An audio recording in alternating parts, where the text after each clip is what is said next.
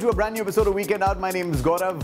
Naam to suna hoga. Now, last week was our Valentine's Day special episode, and I really hope that you took from one of the restaurants that we showed to you as a Valentine option and tried those options. Now, if you didn't, then there's another option that I can give you. Something very, very interesting happened on Valentine's Day in the UAE.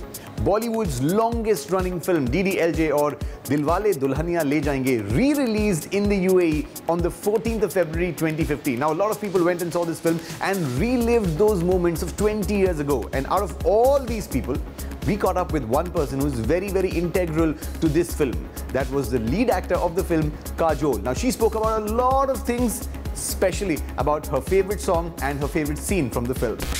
तुझे देखा तो ये जाना सनम प्यार होता है दीवाना सनम अब यहाँ से कहाँ जाएं हम तेरी बाहों में मर जाएं हम तुझे देखा तो ये जाना सनम Dilwale Dulhaniya Le Jayenge, or what's popularly known as DDLJ, completed a 1,000-week run at the Maratha Mandir, a prime cinema with over 1,000 seats located in downtown Mumbai. The film, released on 20th October 1995, has now run as a matinee show uninterruptedly for over 19 years. Awarded the National Award for the Best Popular Film, offering wholesome entertainment, the movie is re-releasing in the UAE. Well, I'd say that DDLJ was the turning point for a lot of people. Me in particular, personally, I don't know, but yes, professionally, yes, it was a huge turning point for all of us, really. All of us started from there. I wouldn't say started, but yes, it was a big step in our process of stardom, from Karan to Manish to Shah Rukh to Adi to everybody, really. Earning over 106 crore rupees in India and 16 crore rupees overseas, the film was declared an all-time blockbuster and became the biggest Bollywood hit of the year, as well as one of the biggest Bollywood hits ever. During the entire filming of the, when we were filming for the whole thing, that whole Switzerland schedule, and, I remember everything so clearly. It was just so much of fun, and we just had such a good time, doing the film, that we didn't really think about, what will we do if it turns into a phenomena or something like that. I think Adi was pretty clear at that point in time. I was like, Bhagwan ke liye bas ise paise banane do. Let it be a hit film. I don't care about anything else. So I think that was the philosophy that we were all going by. We really never expected it to do so well and last so long.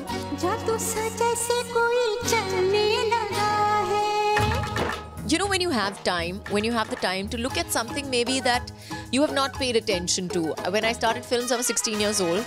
And from the time that I have been working, somebody's always given me something. Acha, ye pehn lo. Ye premiere ke liye ye pehn lo. Ye shooting ke liye ye pehn lo. Ye uske liye ye pehn lo. So I was always given things to wear.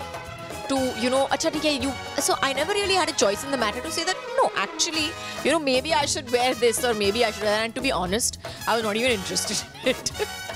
So it took me a long time, and I realized that it's not rocket science, and maybe I should have an opinion on what I like, what I don't like, what I think suits me, what I think doesn't suit me. Mehndi लगा के रखना, डोली सजा के रखना, मेहंदी लगा के रखना, डोली सजा के रखना, लेने तुझे ओ गोरी आएंगे तेरे सजना मेहंदी लगा के रखना डोली सजा के रखना मेहंदी लगा के रखना. I loved the song. I loved the way we filmed it. I loved the way we, I loved the song audio-wise, and I just thought it was brilliant. Yeah. The film won 10 Filmfare Awards, which was the most number of awards for a single film at that time. The film was also ranked by the India Times Movies as one of the 25 must-see Bollywood films. It is one of 2 Hindi films in the 1001 movies you must see before you die, along with Mother India.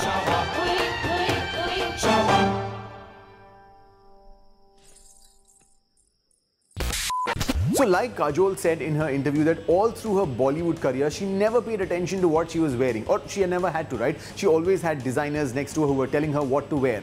But once she stopped acting, or at least full-time acting, she realized how important a wardrobe is for anybody. And since we are talking about wardrobes, I'm going to take you to a show called Queen of Spades, where designer Lamia Abedin showcased her collection.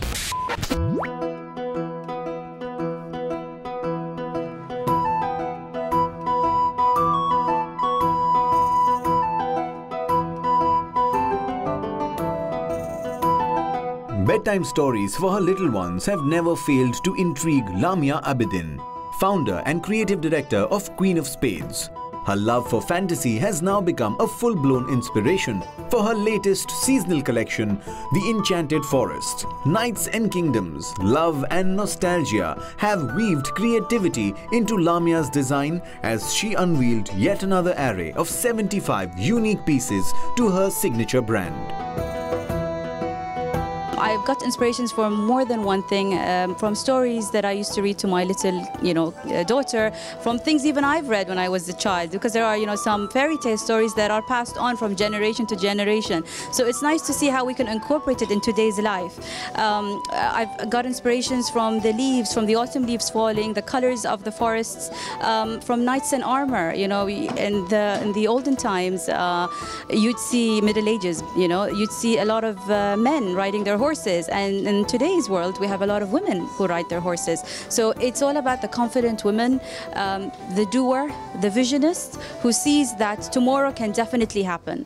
The best way to describe this fashion show would be thematic and dramatic at the same time. The colors, the way the hair of the models was done, the music, all these were perfect ingredients of a great fashion show.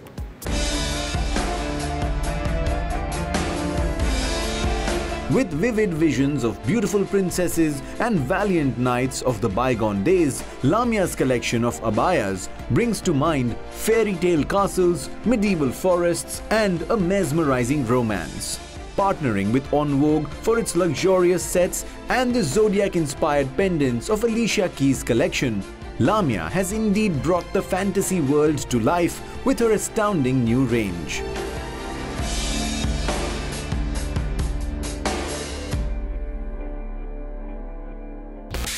With this, it's time for us to take a short break, but when we come back after the break, we'll talk about the 2 C's, cars and calligraphy.